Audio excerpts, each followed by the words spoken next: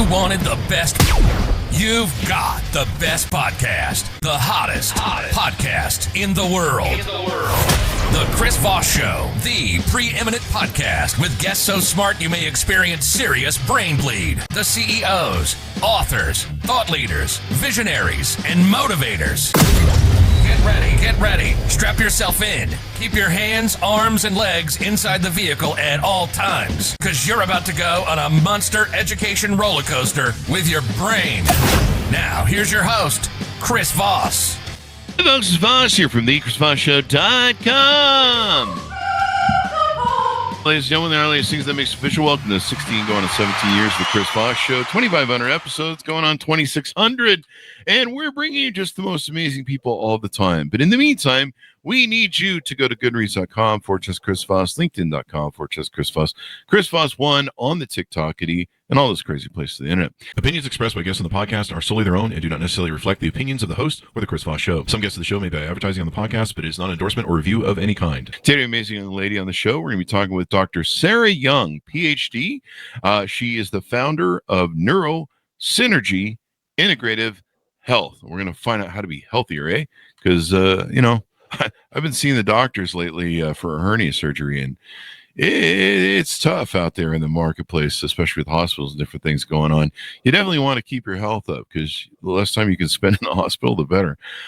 With over a decade as a licensed speech language pathologist and advanced training in integrative health, neuroscience, and consciousness studies at Quantum University, she helps adults with invisible, complex health challenges and move from overwhelm to clarity. She blends the science of neuroplasticity with multidimensional healing processes, showing that transformation is possible when science and the soul work together. Welcome to the show, Sarah. How are you?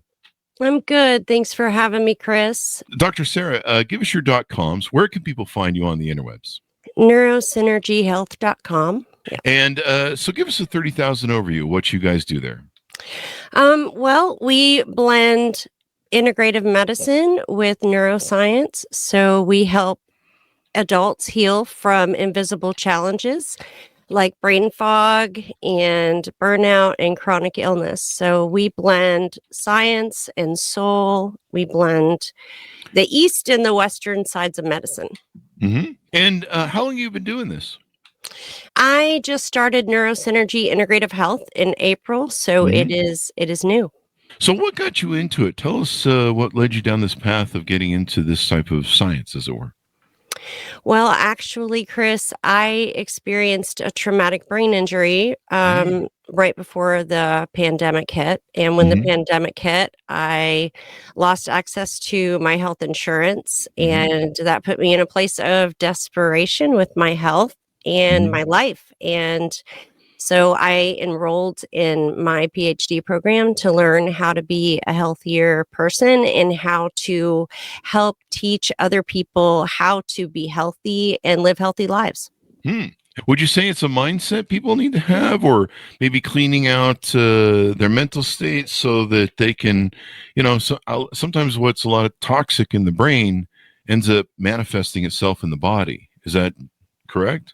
That is absolutely true. And, over the years, I've learned that transformation, it's not just, one thing, it's many things. And one of the things is the stories that we tell ourselves and the thought patterns that we have in the mindset. So if we come into our healing with the idea that we've labeled ourselves as damaged or we're broken in some way, then we've kind of given up it up right then and there. But you can also come to the table with openness and a willingness to see alternate pathways. And really, that's where healing takes place. Yeah. I mean, healing in the mind and body. And it's interesting how sometimes the body, they say the body keeps the score. And so many times, like we said, what's manifest in the mind ends up getting stored in the body. So tell us about your brain injury. I've had several people with brain injuries on the show, and I've got a personal friend who went through one. And he has the kind that's pretty long-term challenging, where he has problems going out in public. noises and bells and whistles overwhelm him. Tell us about what your experience was that and how that kind of changed your perspective on life. The last brain injury that I had was in 2019. It was a cumulative brain injury for me, Chris. So that means that I've had multiple brain injuries throughout my life. Luckily, the last one was in 2019. Mm-hmm. And my experience with that brain injury turned my world upside down. At the time, I was actually working as a speech pathologist and helping people to work through recovery from a brain injury. But when I had my last brain injury, which was a car accident and driving in the rain on my way to work, it really turned my world upside down. I wasn't able to remember and recall, organize my thoughts, put my words together. I essentially had to retrain my balance system, my memory pathways, my language pathways, my knowledge base of the job that I had been doing. And I know that acquired brain injury, mine was a traumatic brain injury. These, there's a spectrum. So there's mild deficits to, very, very severe deficits. So I'm so sorry to hear about, your friend. Yeah, we had another gal who wrote a book about her daughter who was hit by a car and suffered severe brain injury. And she a lot of them seem to have the similar thing. They have trouble functioning after that, where any sort of overwhelming noises, overwhelming input can really drain them. He'd just been drinking some vodka, and I guess he was standing in his kitchen and he passed out and woke up with he cracked his head open and was bleeding all over the floor. They had to go in and drain the blood out of his head. And the other gal, she had a car accident, but some of the videos I watched of some of the folks that I trip across on like TikTok and different things, there can be some different issues. Is that kind of what prompted you to start your venture here that you're doing?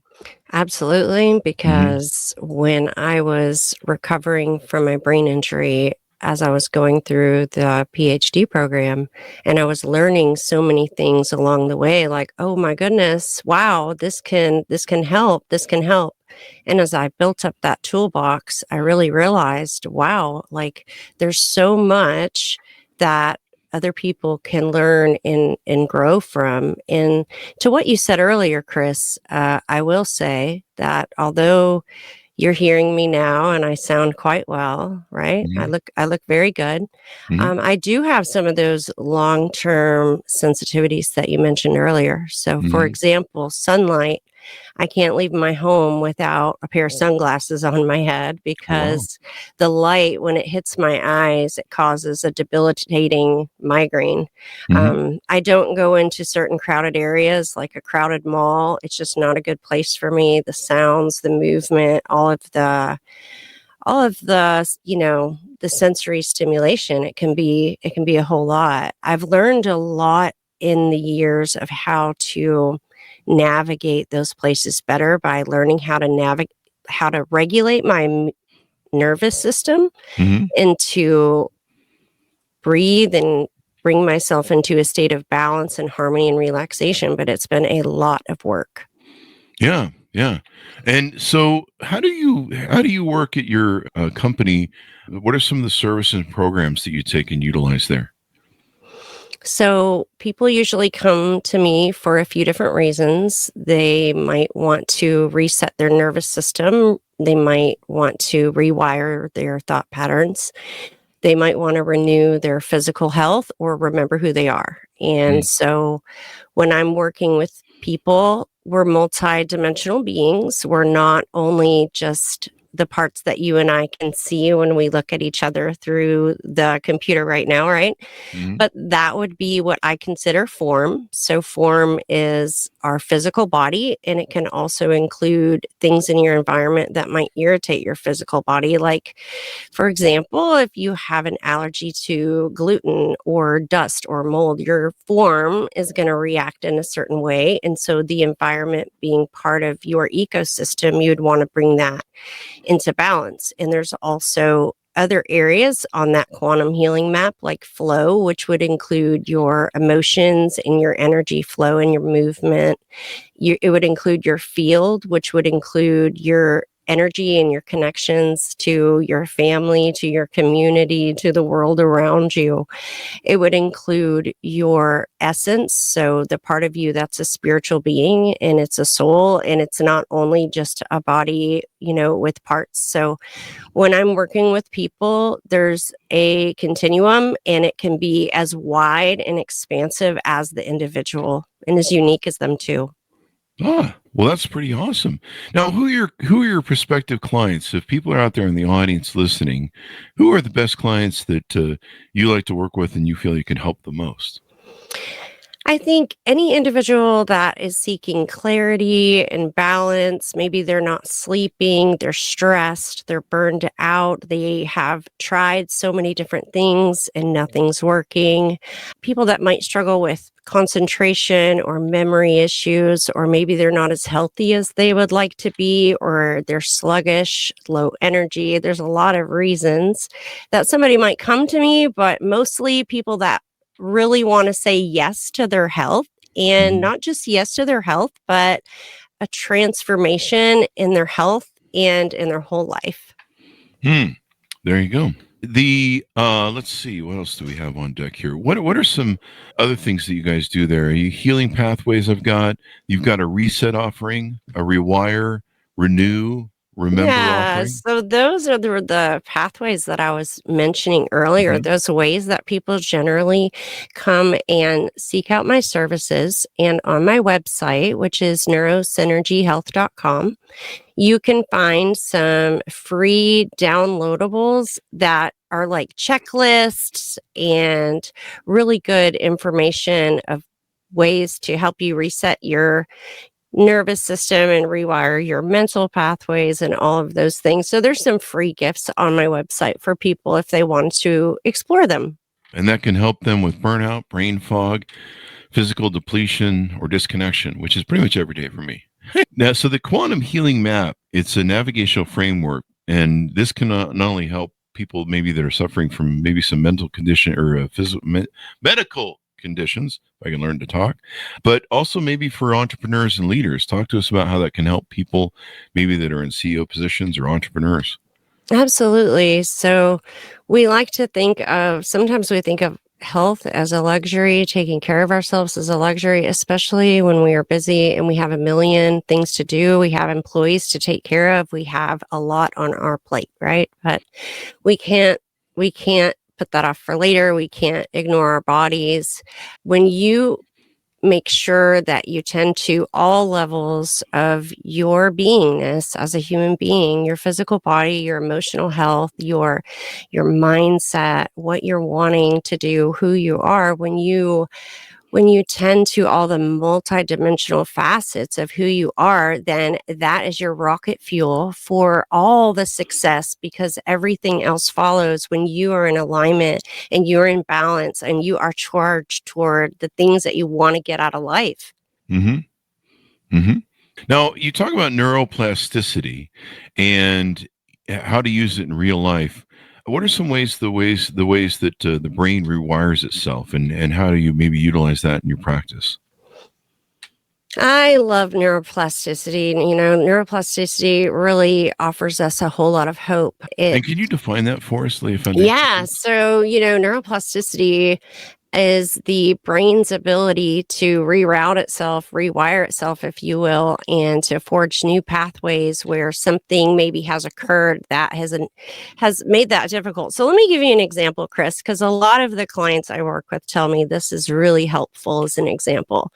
So last fall, there was Hurricane Helene in Western North Carolina.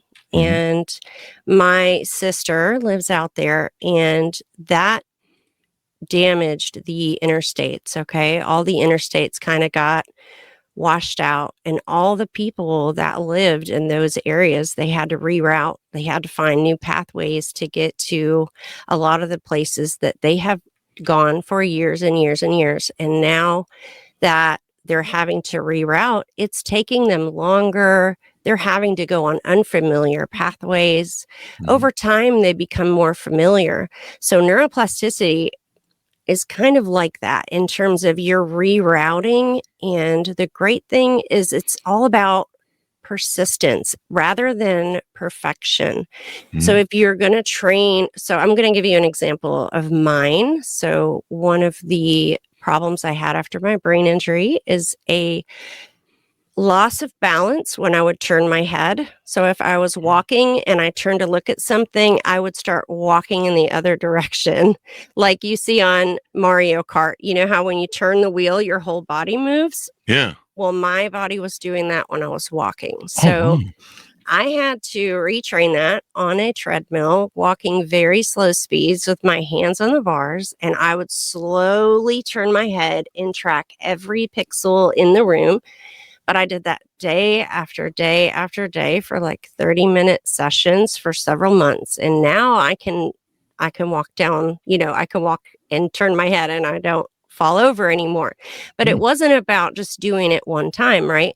I spent a lot of time doing that over and over. So neuroplasticity, the brain needs hundreds or thousands of those repetitions for things to get, ingrained. And the same goes for weight training, right? You don't go to the gym and lift a couple of weights and then be like, I'm done for the week.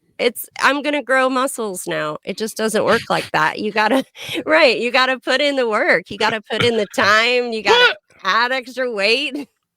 What? Put in the work. I don't want to do it. Can I hire somebody to do that for me? Really good points. And yeah, it is interesting how you can remap the brain. And of course, daily repetition, that's kind of one of the ways we work on, goals and mindset and manifestation. You focus on what you want and the brain in the background will go to work on stuff. I use my subconscious mind a lot. I'm like, hey man, this problem, is see if you can fix it. And then, one day I'll wake up and like, boom, it gives me the answer. The subconscious mind is pretty bored back there doing stuff. It's playing, dreams while we're asleep and, it's running the show. I mean, you don't sit there and think every day, I got to make sure my heart beats. Right. Let me focus on that. It's back there running all sorts of shit. And some of it comes up with really good stuff. Like I have this weird thing that's going on with me for the longest time lately where I have a lot of insomnia and I'll have these dreams while I'm awake. And so I'm laying there in bed and I'm kind of in like some sort of half state where I must be slipping into sleep, and they've gotten worse since my surgery. I think my body's really trying to heal because if I take like even an hour nap, I go into like the deepest sleep and I think my body's trying to heal from surgery. But lately it's like some of the shit my brain comes up with in imagination and stuff. I'm like, geez, that would have made a great horror movie. Like sometimes I find myself, I'll kind of snap back conscious and I'll be like, where the fuck did that come from? What's going on in there? Where you go? I know you're imaginative, but geez, there's some dark shit coming out of there. It's scary. Or, just weird stuff that you're just like, well, that would make a great, I've had so many dreams that I've woken up and been like, that would make a great fucking movie. Like just sometimes. And so the creative element that's back in there with the subconscious mind and, what it can focus on is pretty amazing. I think they say we only use like 5 or 10% of our brains. It depends on, I think, which area of the country you live in, but it might be less. There's a little saying by George Carlin, 50% of whatever. Anyway, sleep.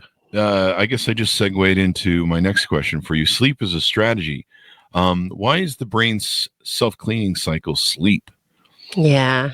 So this is a big one. When you said I suffer with insomnia, I just thought, we should talk about that one really quick, Chris, because that's troublesome, right? Because when you sleep, you have the glymphatic system, which we have recently, neuroscience has seen that your brain cleans itself when you sleep, and it gets rid of the plaques and toxins and the things in your brain that aren't going to serve you the next day. It kind of gets rid of them and gives them the boot. But if you're not sleeping or if you have chronic insomnia, it's kind of like putting the dishes in your dishwasher without rinsing them and leaving them overnight without turning it on, and then like taking them out and being like, let's have breakfast on these.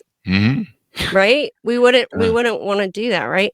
So there's so many things that that I might even recommend for you to try. I don't know if you've ever tried meditation, Chris. Have you tried meditation? Tried meditation, yeah. I mean, sometimes I just meditate in bed, or I try and relax. I don't really do it professionally. Like, I'm not good at it. I don't want to make people think I'm good at it or anything, but Well, I think it's a practice, right, Chris? yeah. Yeah. Do you gotta breathe? You do build the breathing? neuroplasticity. Yeah. Yeah. You gotta do the thing. Let's see, what else do we have on deck? Sleep is so important. You know, if I don't get my sleep, if I don't get at least 7 hours to 8 hours, preferably 8 hours, I mean, I joke people will die. Like, I become a bear in real life that's very angry about who knows what. And if you come close to me and irritate me, especially before my coffee, you're probably going to lose a limb. And so I had girlfriends over the years, they're like, "You're a bear in the morning. You are not a morning person." I'm like, "Duh. Now get away from me. I have to make coffee. Otherwise people will die." And in fact, there's a sign on my espresso machine that says, "No coffee, no talkie." Yeah. But I don't feel like I function well. And at my age, I'm starting to really notice if I don't get my sleep, I'm not hitting on all cylinders, especially if I go a couple days with 5 or 6 hours of sleep. I'm not hitting on all cylinders. And I don't even feel safe sometimes going out in the car. I'm like, I don't know, man. I can tell I'm just slightly off. And that's all you need. I remember one time I did a in and out to Vegas run in 24 hours, and I was going to stop and sleep overnight, and I just decided, I felt really good, and I was like, I'll just go back, it'll be fine. And within 2 hours of the drive, I was like, this was a mistake. And yeah, I remember I almost had a car accident because I wasn't fully aware. There was I looked both ways and seen there was a car coming. I waited for the car, and then I pulled out, but I didn't look to see if there's a car behind the car.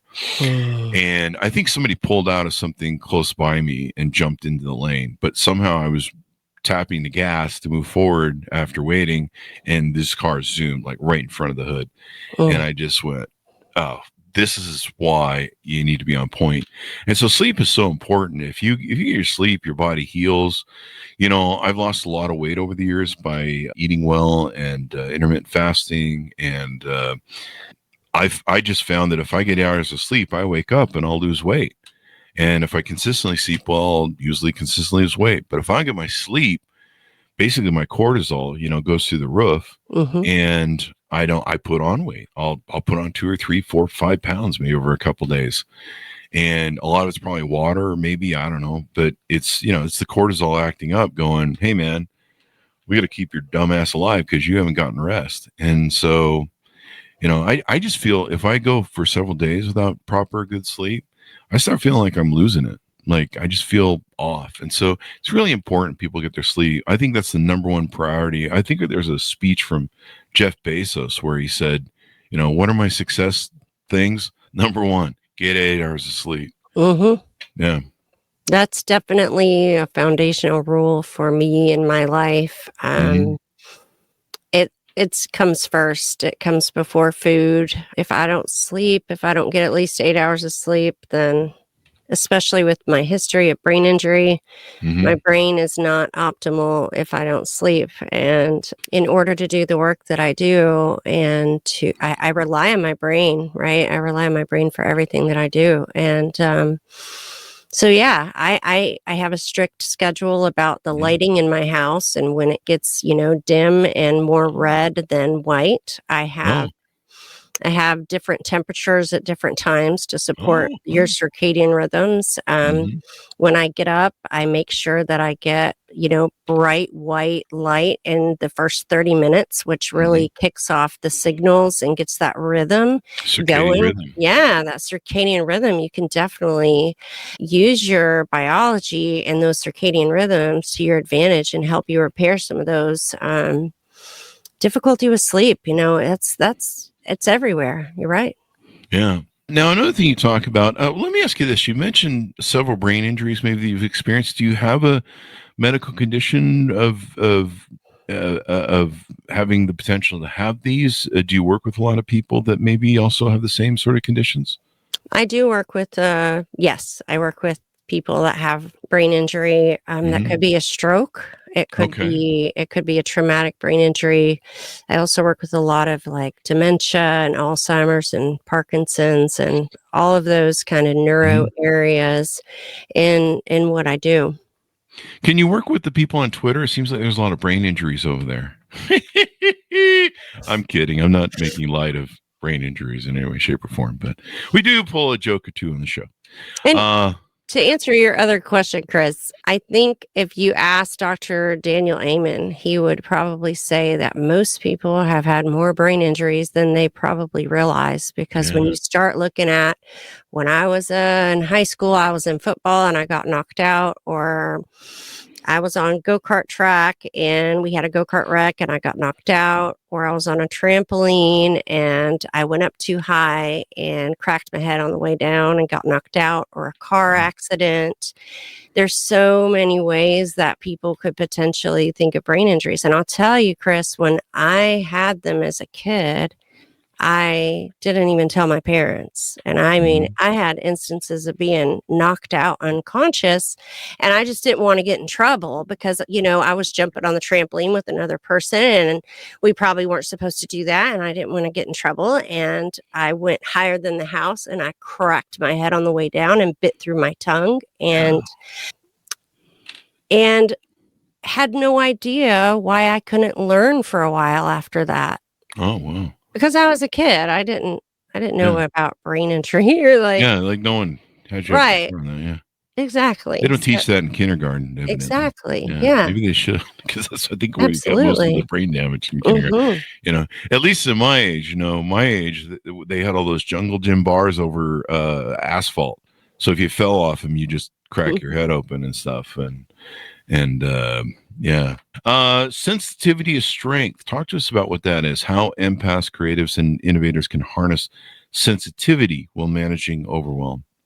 I love that because for me, sensitivity used to really feel like a weakness. I really, really struggled with, um, feeling everything so intensely and so deeply.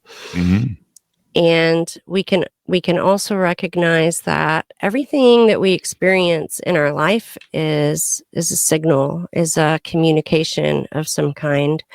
And if we view that sensitivity as a signal, as an amplifier, right, Hmm. then we can use that kind of like a microscope almost to understand ourselves better, to understand the world better, to have more empathy, to be more kind, and to take better care of ourselves if we choose to honor our sensitivity instead of what I used to do, which was, I don't want to be sensitive.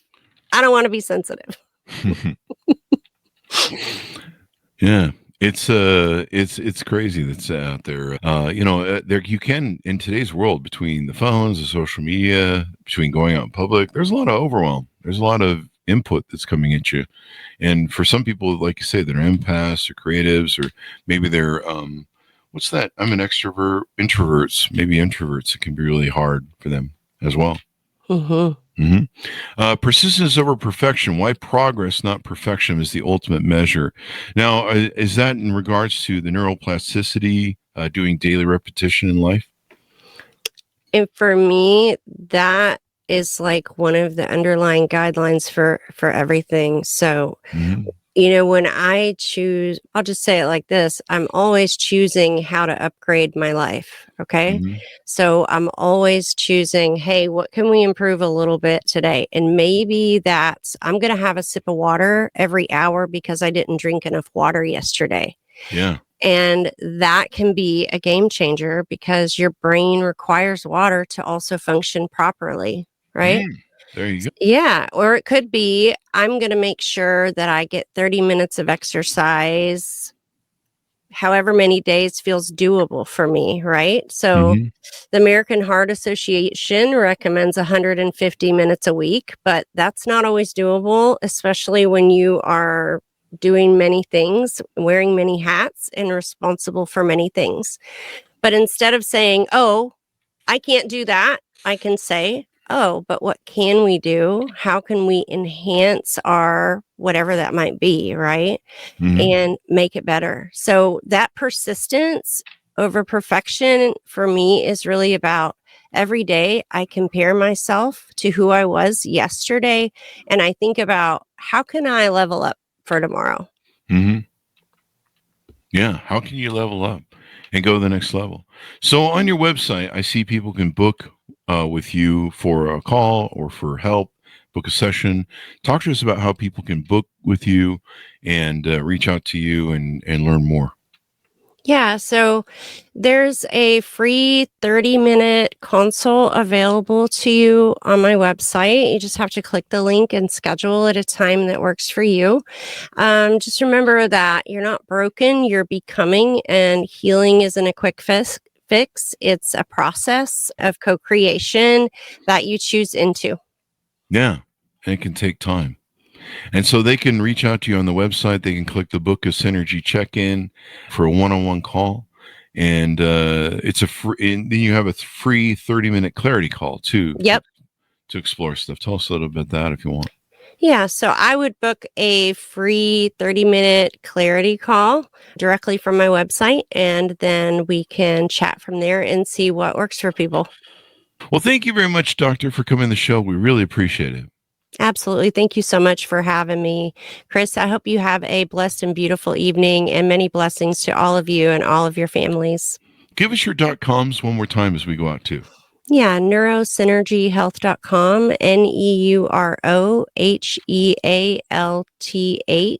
I skipped the synergy there. I'm sorry. NEUROSYNERGYHEALTH.com. Well, thank you very much, Sarah. Thanks, Serranos, for tuning in. Go to goodreads.com/Chris Voss, LinkedIn.com/Chris Voss, Chris Voss, Facebook.com/Chris Voss, and all those crazy places you can find us on the internet. Be good to each other. Stay safe. We'll see you next time. And that should have